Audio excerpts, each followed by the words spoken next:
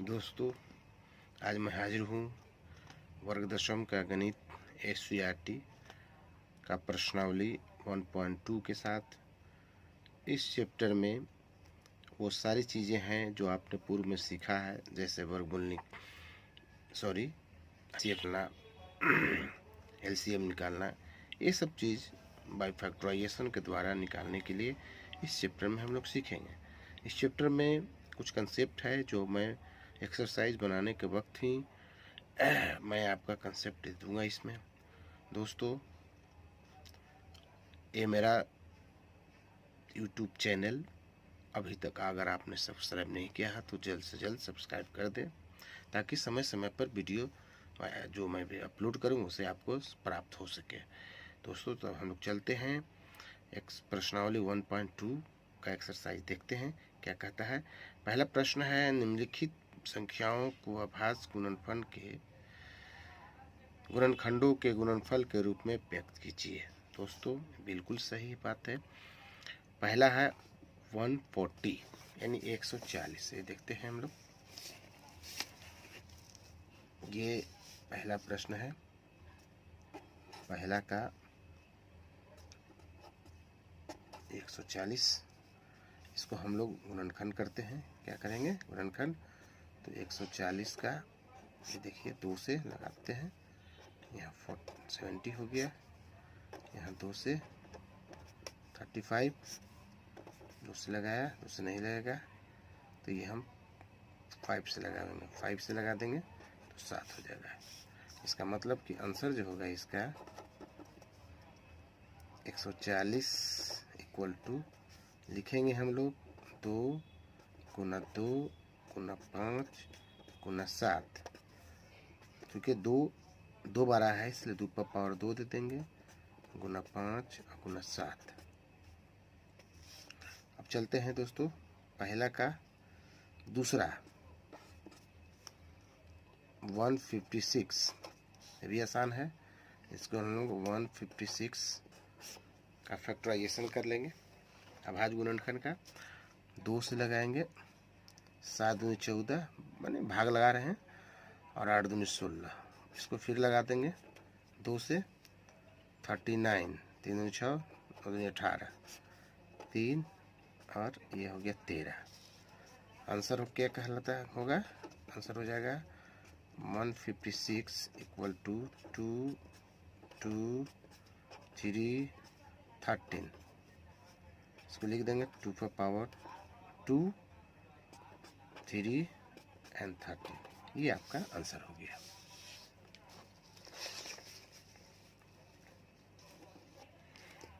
ये अब तीसरा देखते हैं। तीसरा क्या कहता है? 3825 3825। इसे तोड़ेंगे तो देखते हैं क्या निकलता है। 3825 ये हम किससे लगाएंगे? बिल्कुल हम लोग 5 से लगाएंगे, 3 से भी लगा सकते हैं, जो आपको सुविधा हो। आप आगे पीछे भी लगा सकते हैं, कोई खास अंतर नहीं होता है। तो हमें दिखाई पड़ता है कि ये 5 से, तो हम 5 से लगा दे रहे हैं। तो 5 से लगा दे रहे हैं तो पहाड़ा पढ़ लेंगे। 7 5 35, तो यहाँ 7 हो गया।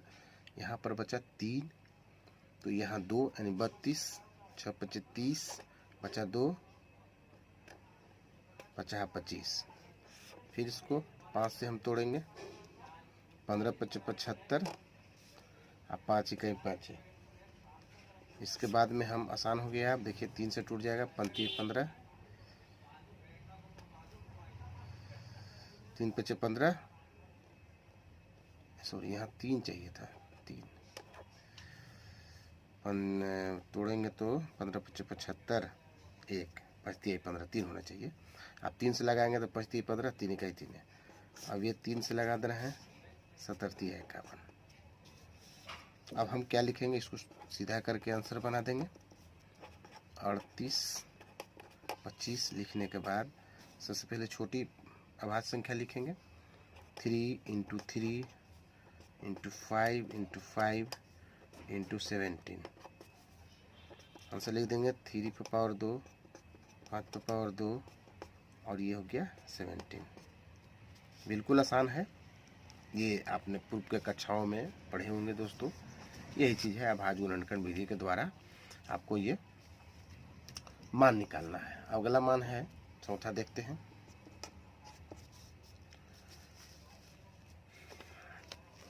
चौथा है आपका 5005 यानी 5005।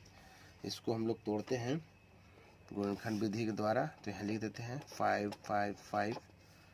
अब यहाँ हम 5 से लगाएंगे, जाहिर सी बात है 5 1 5 0 और 0 और 5 1 5 है। फिर इसको लगाएंगे, जब भी लगाएंगे दोस्तों तो 5 से तो कटेगा नहीं, 3 से भी नहीं कटेगा, तो 3 के बाद हम 7 से ट्राई कर सकते हैं। तो 7 कहीं 7 एक मरतबा, आई बचा 3, यहाँ 0 7 चौक 28, अच्छा 2 और 7 21, 143 बचा।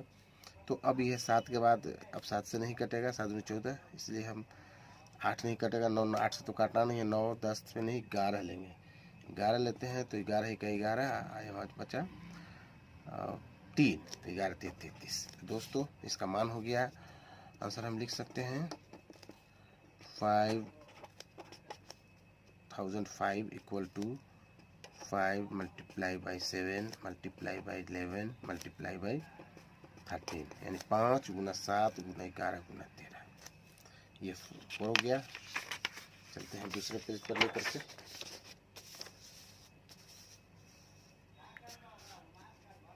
ये 5वां है, देखते हैं मान 74 29।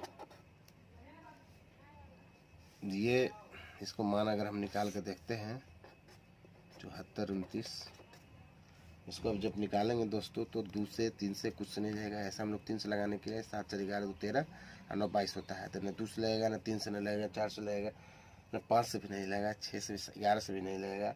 तो चलते हैं तो सीधे सीधे हम लोग 17 से अगर निकाल के देखते हैं तो ये आपका लग जाता है। 17 से लगाएंगे तो 17 चौक 68, यहाँ 68 लगाया तो यहाँ 6 बचा, अब 2 62 हो गया, अब 17 3 51 हो गया, तो बचा 11 और 17 7 19 से, यानी फिर हम 7 ले देते हैं। अब हम फिर लगाते हैं 17 के बाद, ये जब भी लगाएगा तो अगला हम 17 से नहीं लगाएगा, 19 से लगाएंगे। 19 से लगाएंगे तो 19 दूनी 38 होता है, और यहाँ बचा 5 57 हो गया, तो 19 3 57, इसका मतलब कि 3 से लगेगा। तो ये आपका पूरे ये दोस्तों कट गया। तो ये आप लिख सकते हैं 74 29, आंसर के लिख सकते हैं। ये हो गया 17 गुना 19 गुना 23। हाँ बिल्कुल आसान है दोस्तों। अब चलते हैं दूसरा क्या कहता है। कोई दिक्कत, अगर दिक्कत हो दोस्तों तो हमें कमेंट करेंगे। देखिए दूसरा देखते हैं। पूर्णांकों के निम्नलिखित युग्मों के HCF और LCM ज्ञात कीजिए तथा इसकी जांच कीजिए कि दो संख्याओं का गुणनफल HCF गुना LCM है। दोस्तों पहले आपने पढ़ा होगा, यहाँ मैं लिख देता हूँ। किसी दो संख्याओं का HCF और LCM यानी लघुत्तम, महत्तम और लघुत्तम का गुणनफल उन दोनों संख्याओं के गुणनफल के बराबर होता है। लिख देते हैं पहली संख्या गुना दूसरी संख्या बराबर होता है LCM गुना HCF। अब इसमें से किन्हीं तीन का मान अगर ज्ञात रहेगा तो हम चौथी का संख्या हम निकाल सकते हैं, चौथी का मान ज्ञात कर सकते हैं। ये आपने पूर्व के कक्षा में आप पढ़े होंगे इसमें, तो वही चीज़ है इसमें। तो यहाँ कहता है कि इसका सबसे पहले इस चैप्टर में सबसे पहले इसमें कहता है कि हमें HCF और LCM निकाल लेना है। LCM निकालने के बाद प्रूफ करना है, जांच करनी है कि क्या उन दोनों संख्याओं का गुणनफल बराबर होता है, दोनों संख्याओं के HCF और LCM का। तो इसमें हम चलते हैं, निकालते हैं सबसे पहले दूसरा का। ये पहला है 26 एवं 51। इस तरह से हम लोग फैक्टराइजेशन कर देंगे। फैक्टराइजेशन करने के बाद हम HCF निकालेंगे, LCM निकालेंगे। 26 का बिल्कुल आसान है, तो निकालेंगे 2 गुना 13 कर सकते हैं। 91 है तो ये आप देख लेंगे निकाल करके हम लोग। 7 63 91 यही होता है। तो आपका यहाँ जब निकालेंगे, इसमें HCF का मतलब है HCF हायर कॉमन फैक्टर। इस सबसे कॉमन फैक्टर क्या है? 2 7 तो मिल नहीं रहा, 13 13 मिल रहा है, तो HCF हो जाएगा आपका 13। अब चलते हैं LCM दोस्तों, निकालते हैं। LCM क्या है? सारे अभाज्य ले लेंगे और जो कॉमन है वो वैनिश उसमें लिख लेंगे। देखिए 2 से दोनों टेन क्या है, दोनों लेंगे और 13 दोनों में से एक लेंगे, तो ये हो गया 13। 13 का 2 यानी 82। 182 आपके हो गए LCM। अब हमको जांच करनी है, जांच करते हैं। जांच हम इस सूत्र को लिख देते हैं, पहली संख्या गुना दूसरी संख्या बराबर HCF गुना LCM। तो इसको हम LHS मानते हैं, तो LHS लेके चलते हैं। LHS में क्या है? LHS में मेरे पास 26 और 91 है। पहली संख्या 26, दूसरी संख्या 91, दोनों को हम गुना कर देंगे, यानी 26 गुना 91। अगर हम ये गुना करते हैं दोस्तों, तो आपको मान जो आएगा गुना करके आप देखेंगे कि आपका जो मान आएगा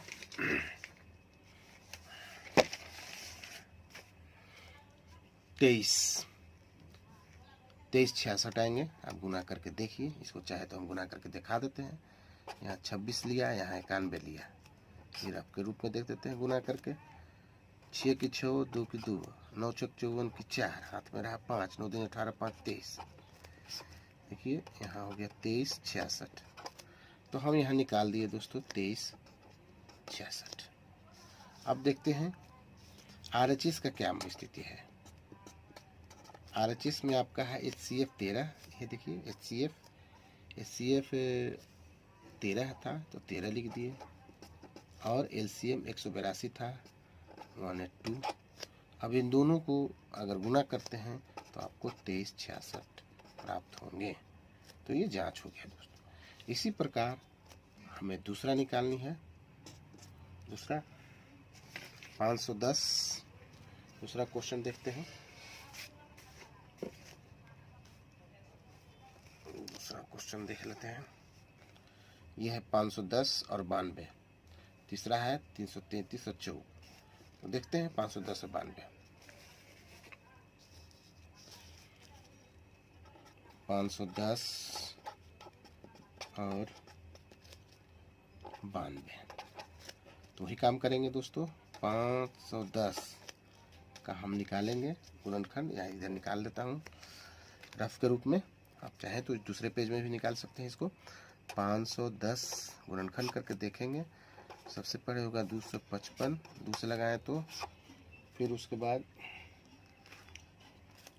5 से तो 51, फिर आप लगाएंगे 3 से और फिर 17 से। तो दोस्तों जो सुविधा हो, जो अंक आभाज्य संख्या उठाया, चूँकि मुझे आसान लगा 2 से करना, वो कर दिए।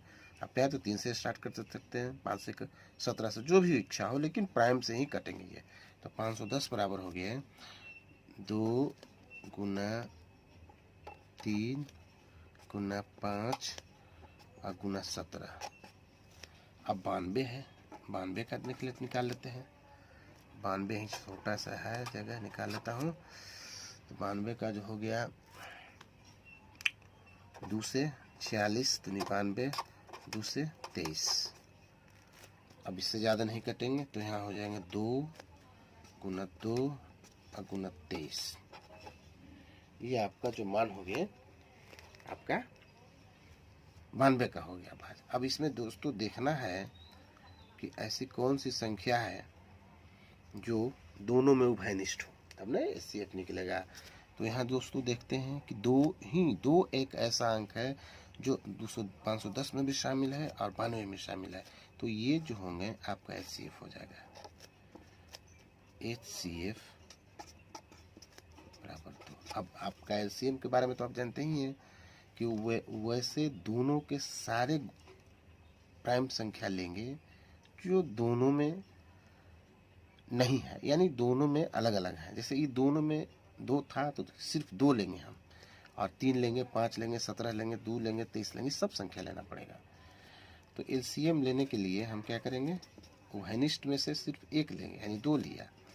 अब ऊपर से तीनों ले लेते हैं, 3 गुना 5 गुना 17 गुना 2 गुना 23। दोस्तों इस सभी का अगर गुना करते हैं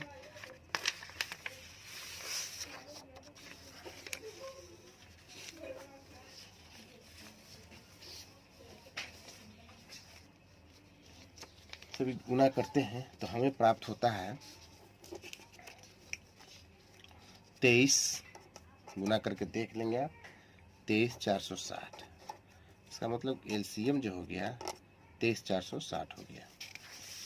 देखिए दोस्तों ये था, ये गुना हमने किया और गुना करने के बाद हमें 23 यानी 23,460 प्राप्त हो गए। HCF 2 हो गए और 23,460 LCM हो गए। अब इसको हम जांच करना है दोस्तों। देखिए जांच करते हैं। जांच क्या करना है, आप इसे स्वयं भी जांच कर सकते हैं। पहली संख्या, इसको लिखते हैं पहली संख्या गुना दूसरी संख्या बराबर हम यहाँ लिखते हैं HCF गुना LCM। पहली संख्या आपके पास 510 है, यहाँ हम LHS लेके चलते हैं, 510 गुना 92 है। तो दोस्तों अगर हम इसको गुना करते हैं सभी का, 510 में 92 से गुना अगर करते हैं तो आपको प्राप्त होंगे, हम देख लेंगे गुना करके, 46,920। RHS का मान हम लेते हैं दोस्तों। RHS का मान देखिए ये है HCF और LCM। HCF हमने लिखा है, यहाँ 2 लिखा है 2, और यहाँ लिखा है 23,460। तो यहाँ 2 गुना 23,460, 23,460 क्या है, ये दोनों का, ये दोनों संख्याओं का, देखिए देख लेते आते हैं, दोनों संख्याओं का LCM है। तो इन दोनों से गुना करते हैं तो प्राप्त होता है 46,920। ये हो गए दो प्रश्न। अब तीसरा देखते हैं दोस्तों।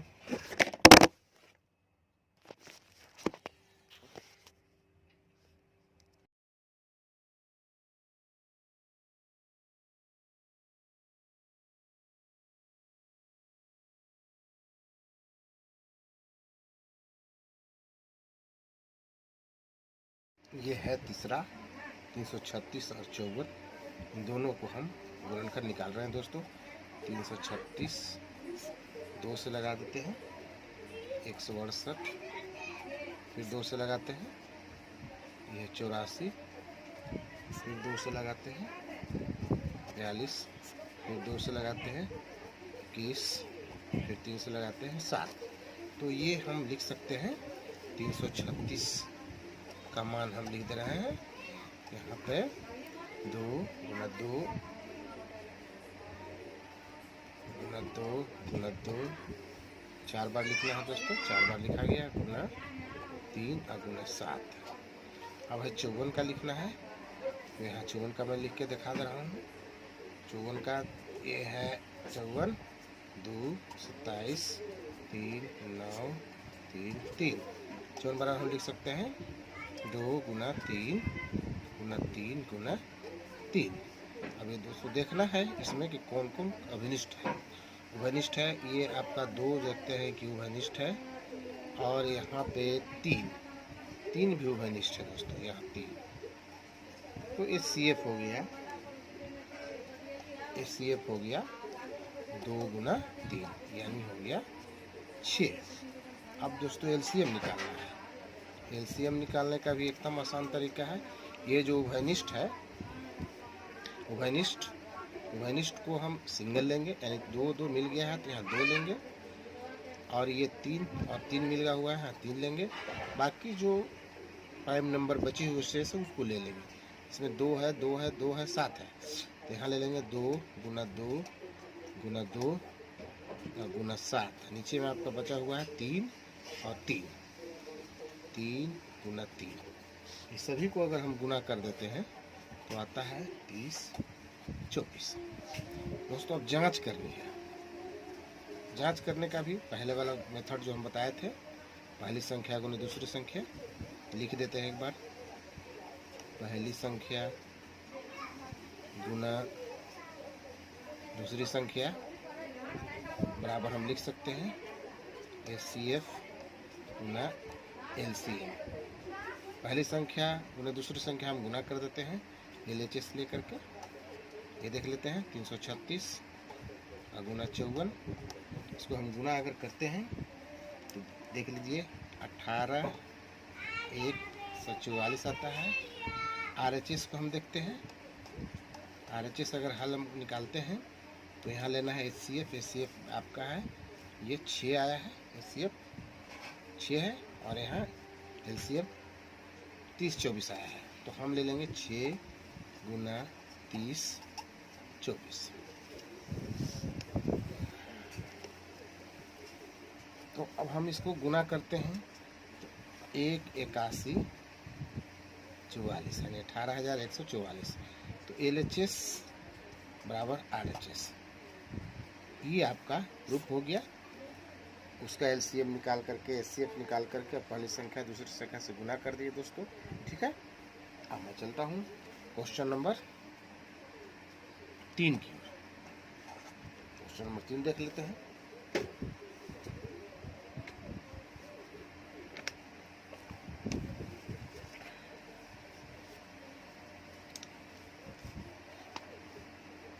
देखिए लिखा हुआ है अभाज्य गुणनखंड विधि द्वारा निम्नलिखित पूर्णांकों के HCF और LCM ज्ञात करना है। सिर्फ LCM और HCF निकालना है गुणनखंड विधि के द्वारा। जैसे पहले हम लोग निकाले हैं वैसे निकाल लेंगे दोस्तों, बहुत आसान है। इसको हम लोग निकालते हैं। देखिए पहला क्वेश्चन था 12 15 और 21। 12 का हम लोग निकाल लेते हैं गुणनखंड, तो होता है 2 गुना 3। 15 का अगर निकालते हैं तो 3 गुना 5। 21 का निकालते हैं तो होता है 3 गुना 7। तो अब इसका हम लोग HCF निकाल लेते हैं। बताया था पहले कि इसमें कॉमन कौन है, 2 तो है नहीं, 3 3 कॉमन आता है। इसको मैं घेर लेता हूँ 3 3 से। ये देख लीजिए 3, इसमें से ले लिए 3 और ये ले लिए 3, तो HCF हो गया 3, और तो कोई मिल नहीं रहा है। अब इसी में LCM निकाल देते हैं। LCM के लिए मैंने बताया था जो कॉमन आ गया उसमें से 1 लेंगे यानी 3 ले लेंगे। शेष जो बचे हुए हैं 2 गुना 2, 2 गुना 2 ले लेते हैं। इसमें 5 बचा हुआ है तो 5 भी ले लेंगे। इसमें 7 बचा हुआ है तो 7 भी ले लेंगे। तो ये हो गया 7 5 35 और 7 दूनी 14, 7 दूनी 14, 14 दूनी 28 है, यानी हो गया गुना करेंगे आपको तो 420 आ जाएगा। ये हो गया LCM और HCF निकल गया। इसी प्रकार हम दूसरा निकाल लेंगे।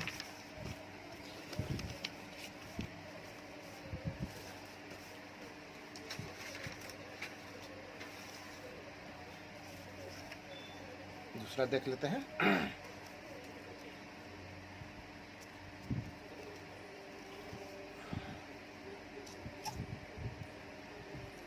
दूसरा क्वेश्चन है 17 23 और 19,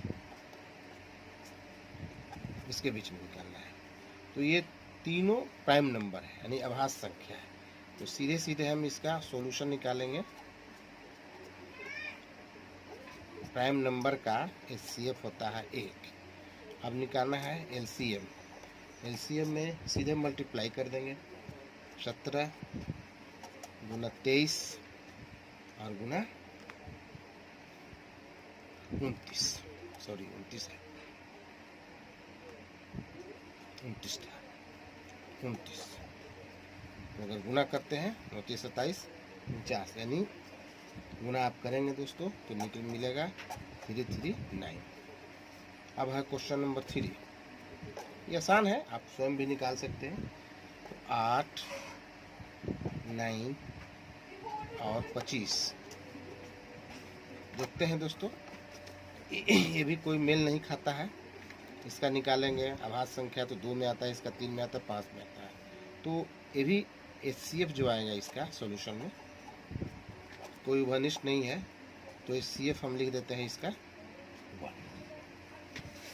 और LCM के लिए हम क्या करते हैं, सभी को मल्टीप्लाई कर देते हैं, 8 गुना 9 और गुना 25। तो ये गुना जब करते हैं तो आपको हो जाएगा 1800। तीसरा हो गया, ये आपका कंप्लीट हो गया। अब क्वेश्चन नंबर 4 की ओर चलते हैं, देखते हैं क्वेश्चन नंबर 4। देखिए क्वेश्चन नंबर 4 क्या कहता है। HCF 306 और 657 का 9 है, LCM निकालना है और संख्या दिया हुआ है। तो दोस्तों ये एक नियम जो है बताया था, पहली संख्या गुना दूसरी संख्या, तो हम इसको बना लेते हैं।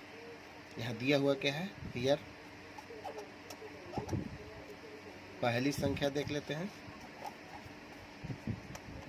पहली संख्या दिया हुआ है 306, दूसरी संख्या देख लेते हैं। दूसरी संख्या है 657। HCF और का ऑलरेडी दिया हुआ है, HCF आपका है 9। तो LCM हमें निकालना है, LCM बराबर व्हाट, क्या, इसी को तो निकालना है। फॉर्मूला है, डायरेक्ट हम निकाल लेते हैं। LCM बराबर होता है पहली संख्या गुना दूसरी संख्या बटा HCF। ठीक है, अगली बार देख लेते हैं। यहाँ 306 लिखते हैं और दूसरी संख्या 657 है, HCF 9 है। इसको हम काट देते हैं, काट देंगे तो 9 7 63 7 हो गया और 9 27 73 हो गया। अगर इसे मल्टीप्लाई करेंगे दोस्तों, गुना करते हैं तो 306 और गुना 73 इक्वल टू हो गया 22 3 3 8। गुना करके आप देखेंगे तो ये जो LCM हो गया उसका इतना हो गया, ये आपका आंसर हो गया। अब चलते हैं क्वेश्चन नंबर 5 की ओर। नया पेज ले लेता हूँ। क्वेश्चन नंबर 5,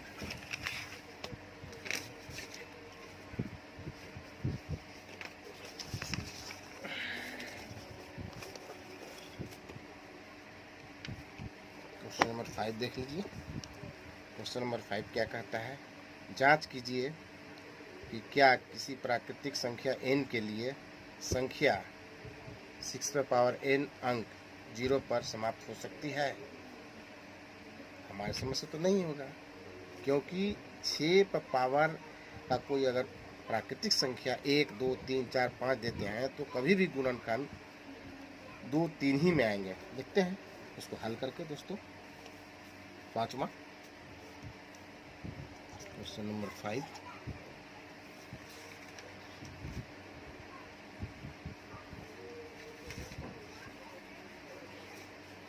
सॉल्यूशन हम निकालते हैं। माना n बराबर 1 2 3 4 प्राकृतिक संख्या, इसलिए 6n बराबर हो गया 6 की पावर 1। अब इसको गुणनखंड निकालते हैं, 2 गुना 3 हो गया। अब 6 पर पावर 2 लेते हैं तो इसका गुणनखंड हो गया 2 गुना 2 गुना 3 गुना 3। अब अगर पावर हम 3 लेते हैं तो देख लेते हैं 2 गुना 2 गुना 2 गुना 3 गुना 3 गुना 3। इस तरह से आगे हम बढ़ते जाएंगे। तो कभी भी अभाज्य जो गुणनखंड मिल रहा है वो 2 और 3 ही होता है, परंतु अगर ये अंतिम संख्या पर अगर शून्य होगा तो 5 से विभाज्य होगा। इट मीन्स अभाज्य संख्या इसमें आनी चाहिए 5। तो दोस्तों हम लिख सकते हैं,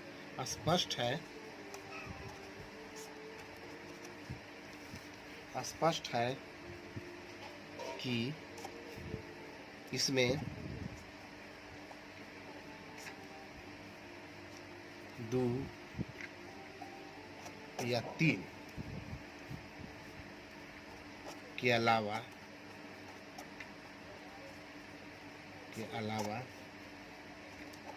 कोई दूसरा अभाज्य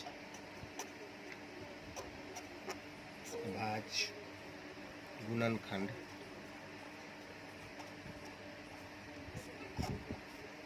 संभव नहीं है।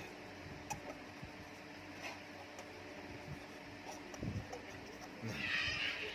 6 to power n का अंतिम अंक 0 तभी संभव होगा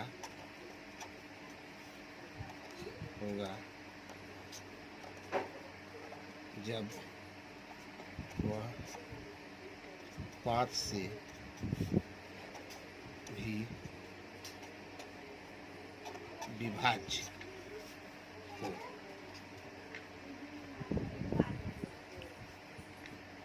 परंतु 2 या 3 के अलावा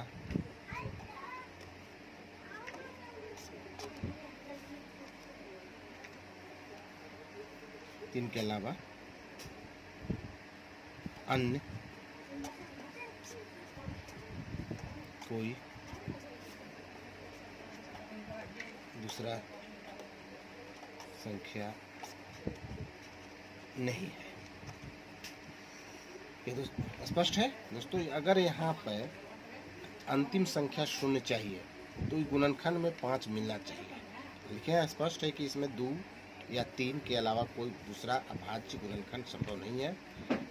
6n का अंतिम अंक 0 तभी संभव होगा जब वह 5 से भी विभाज्य होगा, परंतु 2 या 3 के अलावा अन्य कोई दूसरा संख्या नहीं है। तो ये हो गया दोस्तों। अब है क्वेश्चन नंबर 6 देख लेते हैं।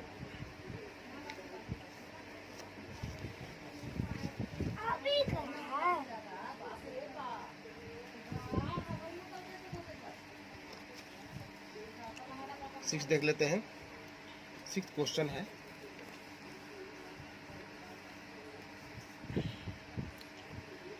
सात यहाँ व्याख्या कीजिए कि 7 गुना 11 गुना 13 गुना जोड़ है 13 और 7 गुना 6 गुना 5 गुना 4 गुना 3 गुना 2 गुना 1 तो 5 संख्या है क्यों है। जोड़ के देख लेंगे, आसान है ये। यहाँ हम लिखते हैं सॉल्यूशन। पहला इसमें 2 है। सॉल्यूशन देख लेते हैं कि हम 7 गुना 11 गुना 13 जोड़ 13, अगर हम इसको गुणा करते हैं, गुणा करने पर हमें ये प्राप्त होता है 1000 और प्लस 13। इसको जोड़ देते हैं तो हो जाता है 10 14। यह भाज्य है।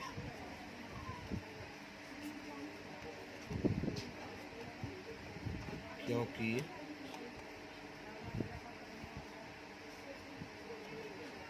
दूसरे संख्या से भी विभाज्य है। ठीक है दोस्तों, सेकंड देखते हैं। सेकंड है 7 गुना 6 गुना 5 गुना 4 गुना 3 गुना 2 गुना 1 जोड़ 5। इस सभी को अगर हम गुना करते हैं यहाँ से यहाँ तक तो हमें प्राप्त होता है 50 40 यानी 5040। आप +5 जोड़ देते हैं तो हो जाता है 50 45। तो ये जो है विभाज्य किसी अन्य संख्या से भी विभाज्य हो जाता है, इसलिए भाज्य है।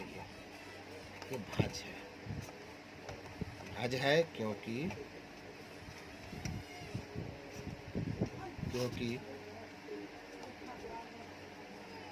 दूसरे संख्या से भी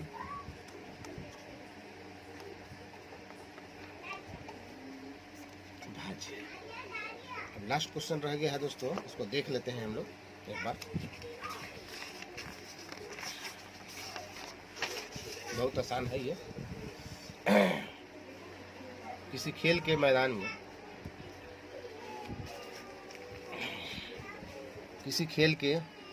के चारों ओर एक वृत्ताकार पथ है। इस मैदान का एक चक्कर लगाने में सोनिया को 18 मिनट लगते हैं, जबकि दूसरे मैदान का एक चक्कर लगाने में रवि को 12 मिनट लगते हैं। मान लीजिए कि दोनों एक ही स्थान और एक ही समय पर चलना प्रारंभ करके एक ही दिशा में चलते हैं, कितने समय बाद पुनः प्रारंभिक स्थान पर मिलेंगे। दोस्तों तो इस तरह के जो क्वेश्चन होते हैं वो इसके लिए हम लोग सीधे सीधे एलसीएम निकाल देते हैं। तो यहाँ पे क्या करेंगे, क्वेश्चन नंबर 7 का हम एलसीएम निकाल लेंगे। एक का है 18 मिनट, तो 18 मिनट का निकाल देंगे। हम इसका निकाल लेते हैं 2 गुना 2 गुना 3 और गुना 3 हो गया, इसका गुणनखंड हो गया। हाँ एक है 12 का गुणनखंड अगर निकाल देते हैं 2 गुना 2 और गुना 3। तो इसको हमको एलसीएम निकालना है। एलसीएम के लिए हम तरीका बताए थे, जो कंबाइंड है ये कंबाइंड कर लेंगे। तो इसमें हम 2 ले लेते हैं, और ये भी कंबाइंड है यानी उभयनिष्ठ है तो ये भी ले लेते हैं। तो ये दोनों उभयनिष्ठ है, इसके बदले 2 लिया, तीनों के बदले 3 ले लिया, बाकी पूरा ले लेंगे 3 और फिर 2 ले लेंगे। तो हो जाएगा 3 दूनी 6, 18 18 दूनी 36, यानी 36 मिनट के बाद दोनों पुनः एक स्थान पर मिल जाएंगे। तो दोस्तों इसी के साथ ये चैप्टर कंप्लीट हुआ। यदि कोई प्रॉब्लम हो तो आप कमेंट बॉक्स में अपना कमेंट दें। इसी के साथ हम पुनः मिलेंगे अगले वीडियो के साथ। साथ ही मैं कहना चाहूँगा कि यदि आपने अभी तक मेरा यूट्यूब चैनल सब्सक्राइब नहीं किया है तो सब्सक्राइब कर लें। जय हिंद, जय भारत।